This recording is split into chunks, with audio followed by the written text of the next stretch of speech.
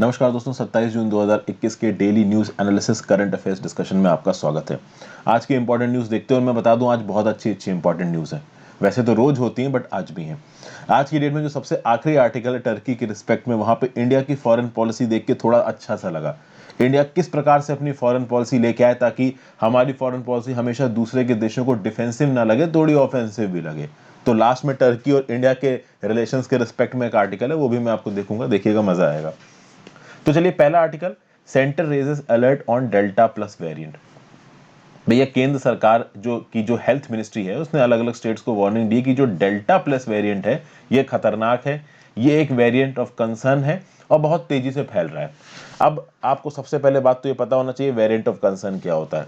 तो एक्चुअली में वेरिएंट की क्या क्या वैरायटी है कोविड-19 को लेके, इसके लिए आप इस पर्टिकुलर वीडियो को देख लो। यहाँ पे मैंने डेल्टा वेरिएंट और डेल्टा प्लस वेरिएंट के बारे में बात की। एक्चुअली डेल्टा वेरिएंट के बारे में बात की थी, डेल्टा प्लस वेरिएंट थोड़ा बाद में आया था। तो ये जो Indian variant of covid declared variant of concern, ये जो डेल्टा वेरिएंट है, इसके आगे एक डेल्टा प्लस वेरिएंट भी आया है। अब अलग अलग वेरिएंट के प्रकार कौन से होते हैं ये मैंने इस पर्टिकुलर वीडियो में बता रखा है। वेरिएंट के नाम किस प्रकार से दिए जाते हैं ये मैंने पर्टिकुलर वीडियो में बता रखा है। और कौन कौन से मेजर वेरिएंट अभी तक फैले हैं वेरिएंट ऑफ कंसर्न दुनिया में, ये इस पर्टिकुलर वीडियो में बता रखा है। तो एक प्रकार का रिवीजन हो जाएगा, आप चाह के देख सकते हो। अभी जो डेल्टा प्लस वेरिएंट फैल रहा है ना, इसकी ट्रांसमिसिबिलिटी ज्यादा है, ऐसा बोला जा रहा है। Strong binding to receptor of lung cells and potential reduction in monoclonal antibody response. Monoclonal antibody response क्या होती है इसके बारे में थोड़ा बहुत अभी बात करेंगे, रुकिए। यहाँ पे केंद्र की सरकार ने राज्य की सरकार को बोला है कि भैया फोकस्ड और स्ट्रिंजेंट मेजर्स लीजिए ताकि इस वायरस के स्प्रेड को रोका जा सके। क्योंकि डेल्टा वेरिएंट की जो ट्रांसमिसिबिलिटी थी वो ऑलरेडी ज्यादा थी, डेल्टा प्लस की उससे भी ज्यादा बताई जा रही है। और यहाँ पे मिनिस्ट्री ने यह भी बोला है कि बहुत सारे एडिक्वेट नंबर ऑफ सैंपल्स में डेल्टा प्लस वेरिएंट पाया गया है। तो कुल मिला के हो सकता है कि जो डेल्टा प्लस वेरिएंट है वो बहुत फैल रहा हो इंडिया में। डेल्टा वेरिएंट तो ऑलरेडी एक वेरिएंट ऑफ कंसर्न बोला जा चुका है डब्ल्यूएचओ के द्वारा। डेल्टा प्लस वेरिएंट को वेरिएंट ऑफ कंसर्न बोला जाएगा, क्या बोला जाएगा वो आगे पता चलेगा जब भी डब्ल्यूएचओ की तरफ से अनाउंसमेंट आएगी। तो कोविड-19 अप्रोप्रिएट बिहेवियर की अभी भी जरूरत है। भले ही सेकेंड वेव आपको कम होती नजर आ रही हो, लेकिन गार्ड बिल्कुल भी नीचे मत करिए, अभी भी ये इतना ही खतरनाक है। ये जो डेल्टा वेरिएंट है ये मेडिकेशन ट्रीटमेंट और वैक्सीनेशन की तरफ ज्यादा रेजिस्टेंस था, डेल्टा प्लस वेरिएंट उससे भी ज्यादा रेजिस्टेंट होगा। और खास बात यहां पे ये है कि जो डेल्टा वेरिएंट है हो सकता है डेल्टा प्लस उससे ज्यादा तगड़ा हो, क्योंकि डेल्टा को डेल्टा प्लस से अलग करोगे तो प्लस में डेल्टा ज्यादा कुछ ज्यादा खतरनाक होगा ना। मैं आपको बता दूं कि अभी भी ये डेल्टा प्लस वाला डेल्टा से कितना ज्यादा खतरनाक है इसके बारे में ज्यादा जानकारी है नहीं। बहुत सारी रिसर्च ऑर्गेनाइजेशन शोध कर रहे हैं, हमारा इंसा कॉक भी शोध कर रहा है, डब्ल्यूएचओ में भी शोध चल रही है, पब्लिक हेल्थ इंग्लैंड में भी चल रही है, यूएस के एफडीए में भी चल रही है। ऐसा बोला जा सकता है कि बाकी वेरिएंट्स के प्रति, मान लीजिए आपको वैक्सीन दी गई और जो शुरुआत में बाकी वेरिएंट्स फैले थे जो इतने खतरनाक नहीं थे, उनसे जितनी भी आपकी न्यूट्रलाइजिंग एंटीबॉडीज पैदा होंगी उससे 5 गुना कम पैदा होंगी इस डेल्टा प्लस वेरिएंट के अगेंस्ट या डेल्टा के वेरिएंट के अगेंस्ट। एक्चुअली में इस डेल्टा प्लस वेरिएंट को डेल्टा वेरिएंट का एक सबसेट समझा जा रहा है, लेकिन ये सबसेट ज्यादा खतरनाक है। ये कितना ज्यादा खतरनाक है, धीरे धीरे जब कोई रिकॉग्नाइज्ड जेनोम सीक्वेंसिंग वाला ऑर्गेनाइजेशन अपनी रिपोर्ट ले आएगा तब उसको डिस्कस करेंगे। ऐसा बोला जा रहा है कि इस डेल्टा प्लस वेरिएंट का एक बहुत बड़ा रोल था जब ये तीसरी वेव आई थी आपकी यूके और यूएस में। तो यूके यूएस में जो लेटेस्ट अभी वेव आई है कोरोना वायरस की, उसमें डेल्टा प्लस वेरिएंट रिस्पॉन्सिबल माना जा रहा है। ऐसा बोला जाता है कि ये वैक्सीन इम्यूनिटी को बाईपास कर सकता है, इम्यून एस्केप करवा सकता है। इम्यून एस्केप क्या है कि आपने वैक्सीन ली, आपके अंदर वैक्सीन इम्यूनिटी आ गई, लेकिन उसका कोई फर्क नहीं पड़ेगा, ये डेल्टा प्लस वेरिएंट आपको फिर से इन्फेक्ट कर देगा, ऐसा यहां पे कहा जा रहा है। ओके, डेल्टा प्लस वेरिएंट की बात की जाए, ये वेरिएंट ऑफ कंसर्न क्यों बोल रहे हैं यहाँ पे, रीजन ये है कि delta variant already variant of concern है, तो डेल्टा प्लस वेरिएंट भी ऑलरेडी वेरिएंट ऑफ कंसर्न हो ही जाएगा। समझ गया बात को, चूंकि वो डेल्टा वेरिएंट में एक एक्स्ट्रा आप कह सकते हो म्यूटेशन जुड़ गया है, तो वेरिएंट ऑफ कंसर्न तो वो है ही। 10 कंट्रीज में इसको आइसोलेट किया जा चुका है, 50 केसेस के इंडिया में ऑलरेडी दिख चुके हैं। ऐसा बोला जा रहा है कि इस डेल्टा प्लस वेरिएंट के दम पे महाराष्ट्र में ऑलरेडी तीसरी वेव कोरोना वायरस की शुरू हो गई है, ऐसा एक्सपर्ट्स का बोलना है। तो हमें अपने आप को बचा के रखना है। महाराष्ट्र में शुरू हुई है इसका मतलब ये नहीं है कि बाकी स्टेटों में वो नहीं पहुंचेगी, बाकी स्टेटों में भी हो सकता है आपके आसपास ही घूम रही हो, दिखती तो है नहीं। ये तो एक ऐसी चीज है जो आपको नजर नहीं आ रही लेकिन आपको अंदर से मार रही है। तो अपनी भलाई अपने हाथ, अपने आप को बचा के रखो, ठीक है। वेरिएंट ऑफ कंसर्न क्या होता है, तो a variant for which there is evidence of an increase in transmissibility, more severe disease, significant reduction in neutralization by antibodies. तो पहले जो कोरोना वायरस के स्ट्रेन्स थे उससे जितना तगड़ी ट्रांसमिसिबिलिटी, डिजीज का जो ऑनसेट था वो जितना ज्यादा एक्सट्रीम था, उससे बहुत ज्यादा एक्सट्रीम होता है वेरिएंट ऑफ कंसर्न में। वेरिएंट ऑफ कंसर्न अगर आपको अटैक करता है तो आपकी बॉडी में एंटीबॉडीज भी कम पैदा होंगी, ट्रीटमेंट आपके ऊपर कम इफेक्टिव होगा, वैक्सीन आपके ऊपर कम काम करेंगे, डिटेक्शन फेलियर्स होने लगेंगे। और कुछ जानना चाहते हैं वेरिएंट ऑफ कंसर्न के बारे में तो इस पर्टिकुलर वीडियो को देख सकते हैं। जनरल स्टडीज पेपर 2 में इश्यूज रिलेटेड टू हेल्थ में न्यूज आपको काम आएगी।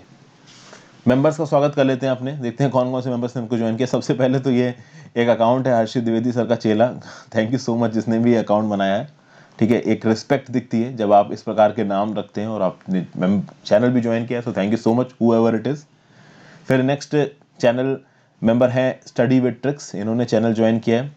आर तिवारी ने चैनल ज्वाइन किया है। नेहा TNWR, मोस्ट प्रॉब्ली शायद नेहा तनवर है, इन्होंने चैनल ज्वाइन किया है। जोगिंदर सिंह ने चैनल ज्वाइन किया। तो Joginder, Neha, R Tiwari, study with tricks and Harshit Dwivedi sir का चेला, मैं आप सबका स्वागत करता हूं as a member. Thank you so much for joining friends, regularly आप लोग की ज्वाइन करने से काफ़ी इंस्पिरेशन मिलता है, थैंक यू अगेन। और उसके साथ साथ बता दूं कि भाई मेरे चैनल के प्लेलिस्ट सेक्शन में जाके आप अलग अलग टॉपिक्स की प्लेलिस्ट देख सकते हैं। लक्ष्मीकांत की पॉलिटी मैंने पूरी कंप्लीट करा दिया, स्पेक्ट्रम मॉडर्न हिस्ट्री का मोस्ट इंपॉर्टेंट पार्ट कंप्लीट हो गया है, बाकी भी जल्दी कंप्लीट होगा। रमेश सिंह की इकोनॉमिक्स चल रही है, सतीश चंद्रा की मीडियल हिस्ट्री तेजी से चल रही है। एनसीईआरटी 6 से 12 की बहुत सी वीडियोस बन गई है, बहुत सी बन रही हैं। आज मैं 11th क्लास की ज्योग्राफी का चैप्टर नंबर 7 का जो डिपोजिशनल लैंडफॉर्म्स है इसको पूरा कंप्लीट करने की कोशिश करूंगा। जो डिपोजिशनल लैंडफॉर्म वाला चैप्टर है ये काफ़ी ट्रिकी है, इसलिए थोड़ा लंबा हो रहा है, और इसके बाद के चैप्टर्स 11th क्लास की ज्योग्राफी में उतने मुश्किल नहीं है, तो जल्दी खत्म हो जाएंगे, तो आप इसको देख सकते हैं। बाकी लोग भी चिंता मत करिए, मुझे पता है मुझे सिलेबस कंप्लीट करना है। जैसे 11th क्लास की ज्योग्राफी खत्म होगी उसके बाद हिस्ट्री और बाकी टॉपिक्स में जल्दी खत्म कराऊंगा। मुझे साइंस भी खत्म करनी है, 8, 9, 10 की, सब कुछ दिमाग में है। आप देख ही रहे होंगे पिछले 2 दिनों में मैंने रमेश सिंह की बहुत सी वीडियोस डाली, उससे पहले सतीश चंद्र की मिडल स्टिक डाली, तो स्टैटिक भी मैं एक बैलेंस में अपलोड करता रहता हूँ। आज 7th क्लास की एनसीईआरटी, अच्छा हाँ 7th चैप्टर ये जो मैं बोल रहा हूँ 11th क्लास की एनसीईआरटी का, हो सकता है आपके पास जो एनसीईआरटी की किताब का वर्जन हो उसमें 7th चैप्टर में डिपोजिशन लैंडफॉर्म ना हो सकता है 8th चैप्टर में हो, 6ठे चैप्टर में हो। तो चैप्टर से ना रिलेट करते हुए आप मेरी एनसीईआरटी की जो प्लेलिस्ट है उसको एक लाइन से देखते जाइए, आपको तो कंसेप्ट समझने से मतलब है ना। आपकी बुक में कौन से चैप्टर में दे रखा है, या मैं जिस बुक से पढ़ा रहा हूँ एनसीईआरटी वाली वेबसाइट की उसमें कौन से चैप्टर में दे रखा है, उससे क्या फर्क पड़ता है, आपको कंसेप्ट से मतलब है। कंसेप्ट आपको वीडियोस में मिल जाएगा। नेक्स्ट बात करते हैं वेबसाइट फॉर नशा मुक्त भारत अभियान। देखिए एक नई वेबसाइट लॉन्च की गई, किसने लॉन्च की, minister for social justice and empowerment Shri Thawar Chand Gehlot साहब ने। और ये किस लिए ज्वाइन मतलब किस लिए लॉन्च की गई है, नशा मुक्त भारत अभियान के लिए लॉन्च की गई है, on the occasion of international day against drug abuse and illicit trafficking on 26 जून। तो 26 जून 2021 को क्या है, इंटरनेशनल डे है against drug abuse and illicit trafficking. और इसी दिन हमारे ministry of social justice and empowerment Thawarchand Gehlot साहब ने नशा मुक्त भारत अभियान के लिए एक वेबसाइट लॉन्च की। इस दिन को क्यों दुनिया भर में मनाया जाता है, to strengthen action and cooperation in achieving the goal of a sustainable world free of substance abuse. तो भाई एक ऐसी दुनिया हमें चाहिए जहां पे ड्रग अब्यूज ना हो, और इसके लिए एक्शन को और कोऑपरेशन को बढ़ाया जा सके, इसलिए पूरी दुनिया में 26 जून 2021 को ये international day against drug abuse and international trafficking चलाया जाता है। Ministry of social justice and empowerment nodal ministry है इसकी, हमारे देश में ड्रग की डिमांड को कम करने के लिए नोडल मिनिस्ट्री है ministry of justice and empowerment. Drug abuse prevention को खत्म करने के लिए है, तो ड्रग डिमांड को कम करने के लिए कौन काम करता है, ministry of social justice and empowerment. ये मिनिस्ट्री बहुत सारे और एस्पेक्ट्स पे भी काम करता है, जैसे कि जो भी ड्रग एडिक्ट्स है उनका रिहेबिलिटेशन करना, उनका ट्रीटमेंट करना, प्रिवेंटिव एक्शन लेना, प्रॉब्लम को समझना, प्रॉपर आप कह सकते हो ऐसे सेंटर्स चलाना जहाँ पे जो ड्रग एडिक्ट हैं उनको काउंसलिंग दी जाए, उनको रिफॉर्म किया जाए, कहते हैं ना रनिंग डी एडिक्शन सेंटर्स। और इसके लिए एनजीओज को भी फाइनेंशियल असिस्टेंस प्रोवाइड किया जाता है हमारी सरकार के द्वारा। एक एनुअल एक्शन प्लान है नशा मुक्त भारत 2020-21। इस प्लान के क्या क्या कंपोनेंट्स यहाँ देख लेते हैं। अवेयरनेस जनरेशन प्रोग्राम, तो भाई अवेयरनेस फैलाई जाएगी कि भाई नशा मत करिए।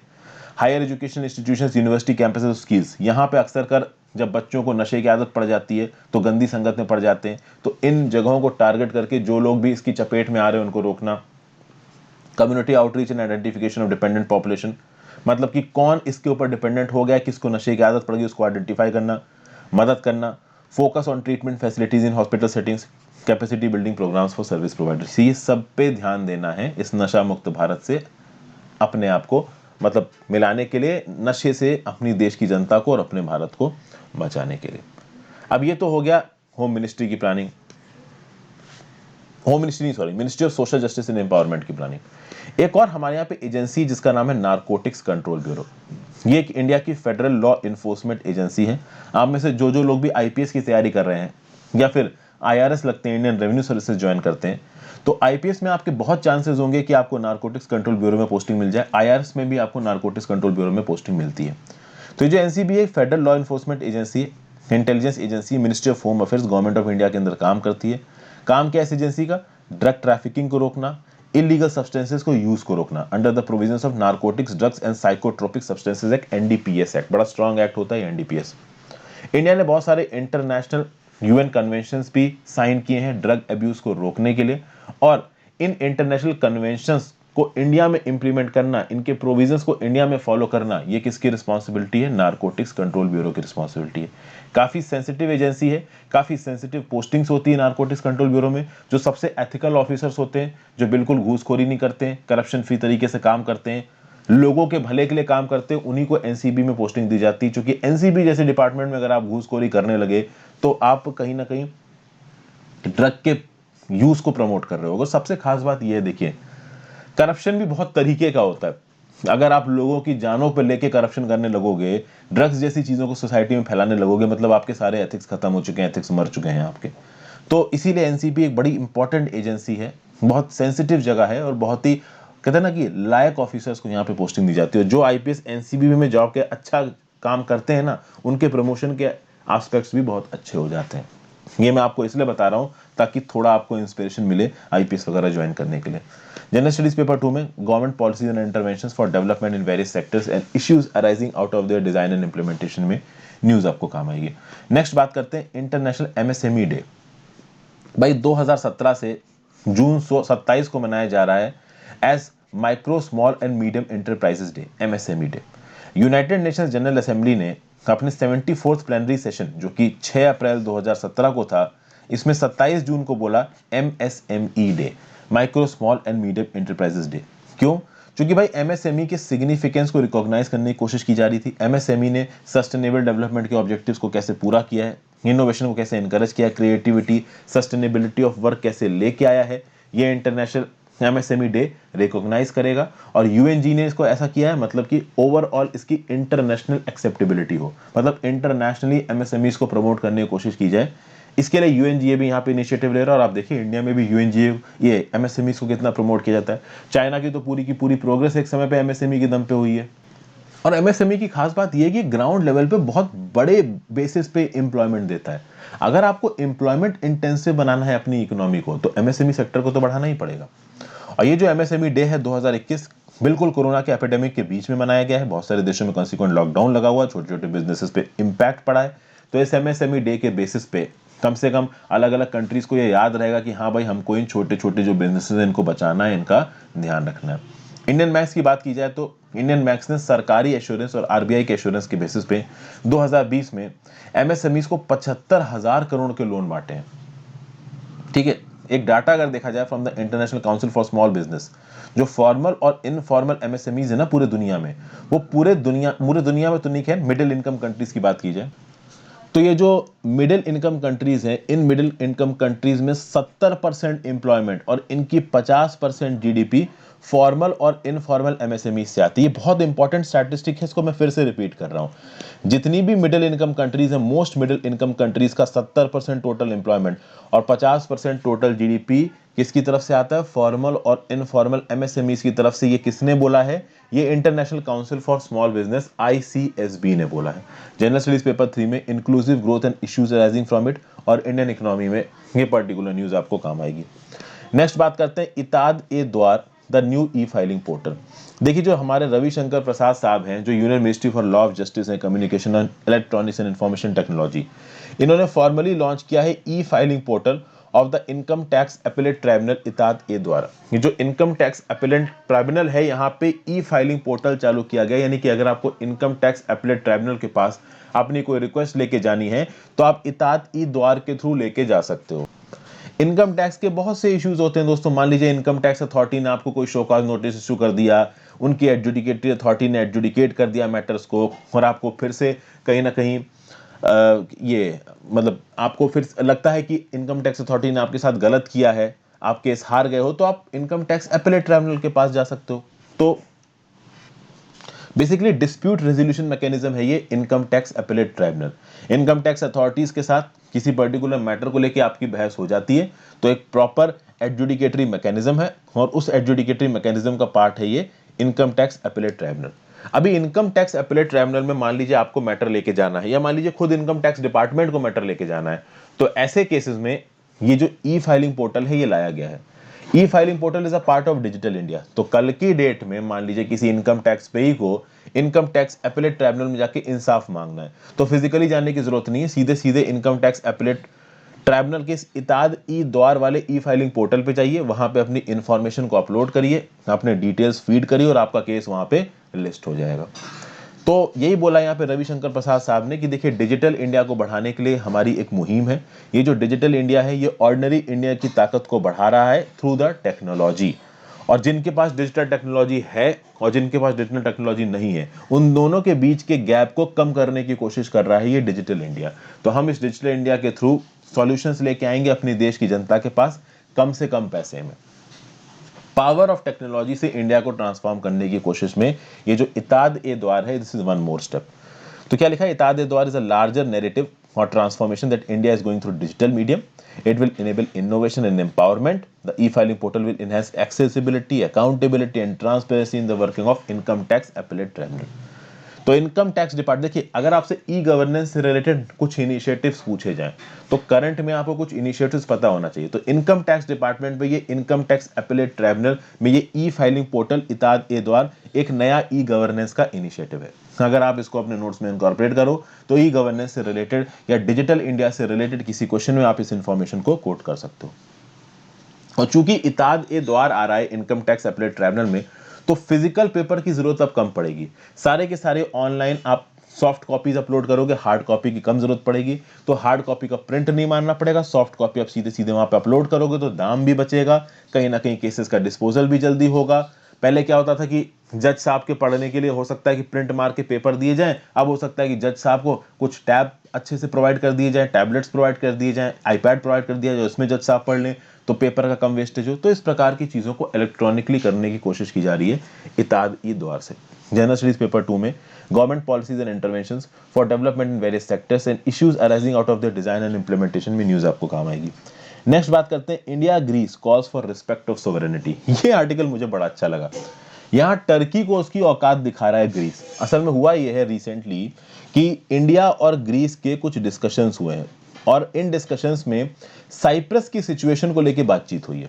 अभी हमारे एक्सटर्नल अफेयर्स मिनिस्टर साहब जयशंकर साहब एथेंस गए थे। एथेंस ग्रीस की राजधानी है। वहां पे जाके इंडिया के जयशंकर साहब ने ग्रीस के ऑफिशियल से बात की कि भाई सोवरेनिटी को ध्यान में रखना है, टेरिटोरियल इंटीग्रिटी को ध्यान में रखना है, तो जितनी भी इंटरनेशनल कम्युनिटी उनकी सोवरेनिटी और टेरिटोरियल इंटीग्रिटी को हमको बचा के रखना है। एक्चुअली में यहाँ पे ईस्टर्न मेडिटेरियन की बात हो रही है, साइप्रस की बात हो रही है, लिबिया की बात हो रही है। खासकर ये ईस्टर्न मेडिटेरियन में जो साइप्रस नाम का आइलैंड आता है इसकी बात हो रही है। यहाँ पे क्या बोला गया है कि भाई रूल ऑफ लॉ को फॉलो करना है, सोवरेनिटी की रिस्पेक्ट करनी है, टेरिटोरियल इंटीग्रिटी की रिस्पेक्ट करनी है, फंडामेंटल प्रिंसिपल्स इंटरनेशनल रिलेशंस के बचा के हमको रखने हैं। रिपब्लिक ऑफ साइप्रस में हालात थोड़े ज्यादा खराब चल रहे हैं। अगर आप नक्शा देखो, मैं आपको नक्शा दिखाता हूं। ऊपर की तरफ आपको टर्की दिख रहा है, इधर टर्की के साउथ में आ जाइए, थोड़ा नक्शा देख लेते हैं, सीरिया दिख रहा है। सीरिया से नीचे आ जाइए तो यहाँ पे लेबनान दिख रहा है। लेबनान दो चीजों के लिए फेमस है आज की डेट में, एक तो हिजबुल्लाह के लिए, दूसरा यहाँ पे जो बेरत नाम का पोर्ट सिटी है, बेरत में एक बहुत बड़ा ब्लास्ट हो गया था, याद हो पिछले साल आपको, तो इसलिए भी ये लेबनान वाला इलाका बहुत न्यूज में आ गया है। पहले भी यहाँ से बहुत से क्वेश्चन बन चुके हैं, जैसे कि एक यूपीएससी के प्रीलिम्स में पूछा गया था कि सीरिया क्या मेडिटेरेनियन सी के साथ बाउंड्री शेयर करता है। यहाँ पे आपको लेबनान, फिर नीचे आ जाओगे तो आपको इजराइल दिखेगा। ये जो छोटा सा हिस्सा है ये क्या है, ये गोलान हाइट्स है। गोलान हाइट्स के ऊपर यूपीएससी सीधे सीधे क्वेश्चन पूछ चुका है। बताने की बात ये है कि ये जो पर्टिकुलर इलाका है ना ईस्टर्न मेडिटेरेनियन वाला, ये काफी न्यूज में रहता है। अब यहाँ पे टर्की के अगर आप साउथ में जाओगे तो गल्फ ऑफ एनातोलिया दिख रहा है। ओके, चूंकि एनातोलिया प्लेट्यू है यहाँ पे, तो आपको नीचे गल्फ ऑफ एनातोलिया दिख रहा है। यहाँ पे आपको साइप्रस नाम का एक बहुत बड़ा आइलैंड दिख रहा है। अब ये जो साइप्रस नाम का बहुत बड़ा आइलैंड है, सबसे पहले तो याद रखिएगा इसके साउथ में है लेवेंटीन सी, और ये जो लेवेंटीन सी है this is all part of Mediterranean sea, और ईस्टर्न मेडिटेरेनियन सी का ये पार्ट है। यहाँ पे कुछ और इंपॉर्टेंट सीज हैं जैसे कि सी ऑफ क्रेटे है, ठीक है ना, तो ये सी ऑफ क्रेटे ग्रीस के साउथ में है। और ये जो पर्टिकुलर इलाका है ये भी काफी न्यूज में रहा है, क्योंकि यहाँ पे बहुत ज्यादा गैस के रिजर्व्स मिले हैं, बहुत सारे नेचुरल फॉसिल फ्यूल के रिजर्व्स मिले हैं, और इन फॉसिल फ्यूल के रिजर्व्स को लेके ग्रीस भी लड़ रहा है और कहीं ना कहीं टर्की भी लड़ रहा है। तो ओवरऑल ग्रीस और टर्की के रिश्ते इस पर्टिकुलर इलाके को लेके काफी खराब हो गए थे, और ग्रीस से टर्की को इंटरनेशनल आप कह सकते हो डिस्प्यूट्स में घसीटता है on basis of the Cyprus issue. अब आप इस साइप्रस को ध्यान से देखिए, यहाँ बीच में आपको साइप्रस की राजधानी निकोसिया नजर आ रही है, दो कलर्स नजर आ रहे होंगे आपके साइप्रस में।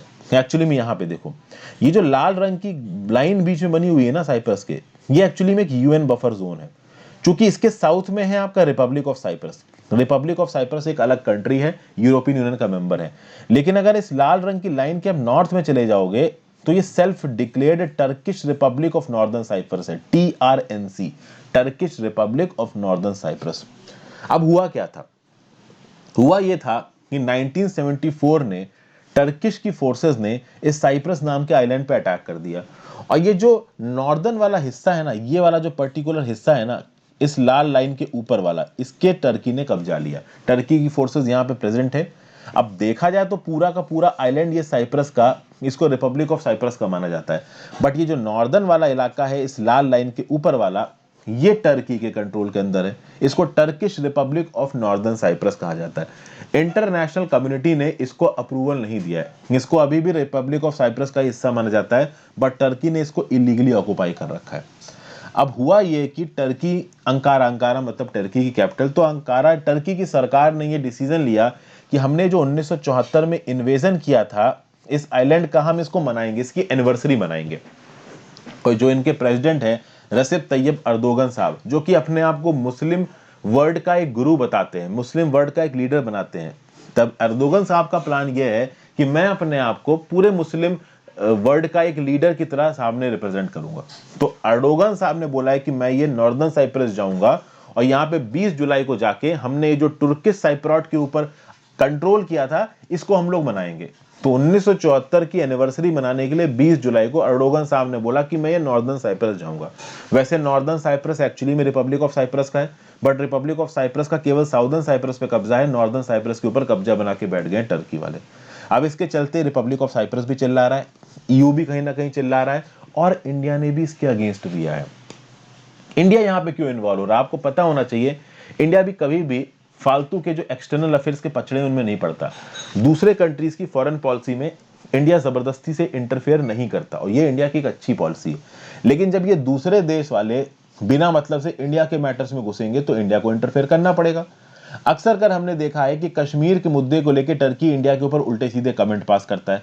कश्मीर के मुद्दे को लेकर अफगानिस्तान में भी टर्की अपने आप को बहुत ज्यादा इन्वॉल्व कर रहा है। ये जितना भी मुस्लिम वर्ल्ड और मुस्लिम रिलेटेड इश्यूज हैं, यहाँ पे रसिप तैयब अर्दोगन साहब अपने आप को बाप बनाने की कोशिश करते हैं, अपनी लीडरशिप दिखाने की कोशिश करते हैं। जब इजराइल ने गाजा पट्टी पर अटैक कर दिया तब चिल्लाने लगे अर्दोगन साहब, लेकिन कर कुछ नहीं पाए। इजराइल से कौन पंगा लेगा, लेकिन कमजोरों को दबा देते हैं।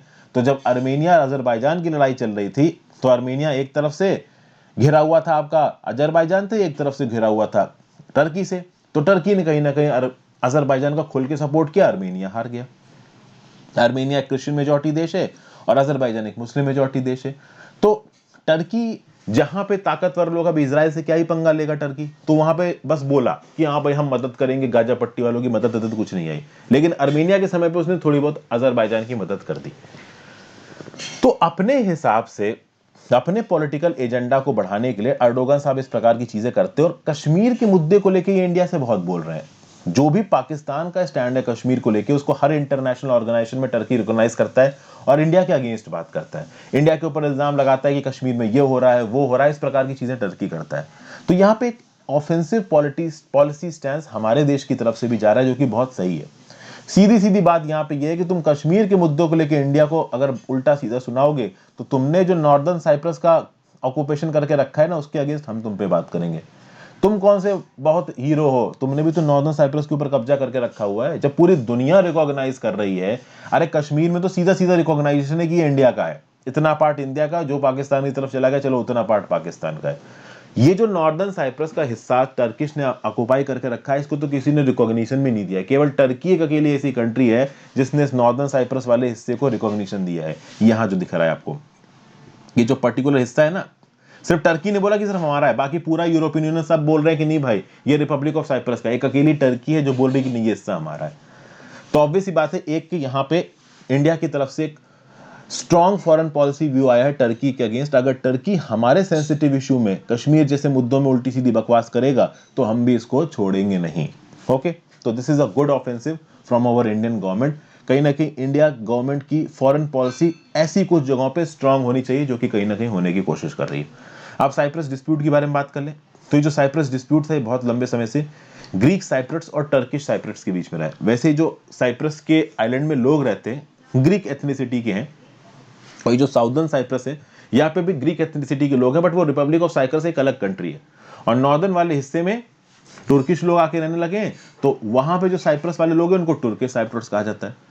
सबसे पहले इस आइलैंड के ऊपर 1878 में ब्रिटिश एम्पायर ने कब्जा किया, फिर 1914 में फिर से ब्रिटिश एम्पायर का कब्जा हुआ, क्योंकि 1914 में फर्स्ट वर्ल्ड वॉर शुरू हुआ था, और बाद में आप देखोगे कि ओटोमन एम्पायर हार गया था। एक तरफ पे इंग्लैंड था, दूसरी तरफ ओटोमन एम्पायर था। जो सबसे लेटेस्ट खतरनाक इवेंट वो हुआ है, वो ये हुआ है कि 1974 में तुर्किश मिलिट्री ने अटैक कर दिया और नॉर्दर्न साइप्रस को कब्जा लिया। और कहीं ना कहीं जो Turkish Republic of Northern Cyprus है, ये एक अलग इलाका है। इस बात को केवल टर्की ही रिकॉग्नाइज करता है और कोई इसको रिकॉग्नाइज नहीं करता है। और European Court of Human Rights के हिसाब से the Turkish Republic of Northern Cyprus should be consider a puppet state under the effective Turkish control.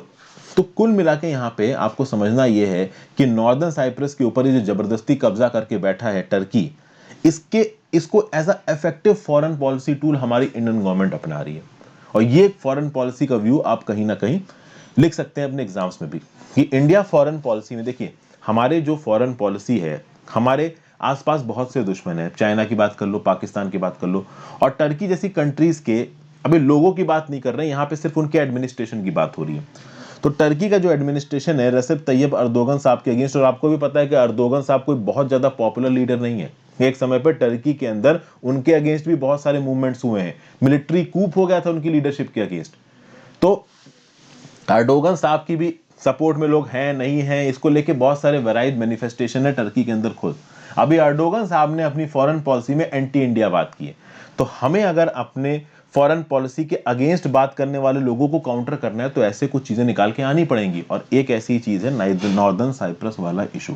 तो आप अपने आंसर्स में कभी अगर आपसे पूछा जाए कि इंडिया की फॉरेन पॉलिसी बहुत डिफेंसिव है, इसको ऑफेंसिव करने के लिए क्या किया जा सकता है, तो जो लोग क्रिटिकल थिएटर्स में हमको क्रिटिसाइज करते हैं उनको उनके फ्लॉस पकड़ के क्रिटिसाइज करना है। जैसे कि नॉर्दर्न साइप्रस वाले इशू पे हम टर्की को क्रिटिसाइज कर सकते हैं, क्योंकि जब आप इंडिया की फॉरेन पॉलिसी के रिस्पेक्ट में कह रहे हो तो आपको इंडिया के स्ट्रांगनेस वाला व्यू पॉइंट देना है। फिर आप ये नहीं बोल सकते हो कि हमारी यहाँ पे ह्यूमन रिपोर्ट्स के गंदे वो हैं, रिकॉर्ड हैं, तो हम अपनी फॉरेन पॉलिसी क्रिटिसाइज करने लगेंगे। नहीं, हमारे कितने भी गंदे रिकॉर्ड हैं, एज अ डिप्लोमेट आपसे हमेशा ये एक्सपेक्ट किया जाएगा कि आप इंडिया के फेवर में बात करो, अगर आप इंटरनेशनल एरेना में अपनी कंट्री को रिप्रेजेंट कर रहे हो। समझ गए बात को? तो ये चीज है, जनरल स्टडीज पेपर 2 में इंटरनेशनल रिलेशंस में ये पर्टिकुलर न्यूज आपको काम आएगी। आई होप आपको काफी कुछ सीखने को मिला होगा इस वीडियो में। बहुत डिटेल में एनालिसिस होती है, इसलिए मैं आपसे कहता हूं कि करंट अफेयर्स के लेक्चर्स पूरे देखा करो। वीडियो को लाइक और शेयर किए बिना मत जाना। चैनल को ज्यादा से ज्यादा लोगों के साथ शेयर करो, सब्सक्राइब करो। मोनोक्लोनल एंटीबॉडीज और कॉन्वलेसेंट प्लाज्मा थेरेपी के बीच में क्या फर्क है वो मैं एक अलग वीडियो बना के आपको बता दूंगा, टॉपिक के साथ में डिस्कस नहीं कर पाया। Thank you for watching friends, have a great day, good bye.